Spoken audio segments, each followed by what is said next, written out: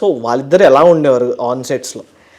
On సెట్స్లో రాగానే ఈయన పుష్పరాజ్ గారు, ఆయన డైరెక్టర్ గారు, ఆయన ఏది చెప్తే అది వినడం చూసి, డార్లింగ్ ఇది ఎక్స్ట్రీమ్లీ సూపర్, సూపర్ వచ్చింది డార్లింగ్ అంటుండే. అవునా డార్లింగ్ సూపరా? అప్పటికి ఒక 4 టేకులు చేసి ఏదో మిస్టేక్ చేయని మళ్ళీ వచ్చి చూసి డార్లింగ్ సూపర్ ఉంది డార్లింగ్, అదిరిపోయింది డార్లింగ్, ఇంకోటి చేద్దాం డార్లింగ్ అంటుండే.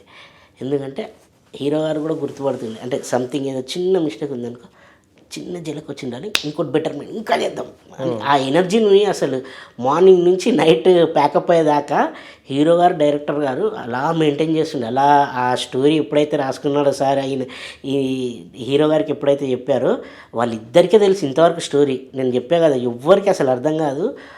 ఆ స్టోరీలో ఆయన ఏ సీన్ అయితే చెప్తాడో ఆ సీన్ని హైప్కి హైప్ చేసుకుంటూ రావడం. హీరో గారు కూడా 100% కాదు 1000% న్యాయం చేశారు.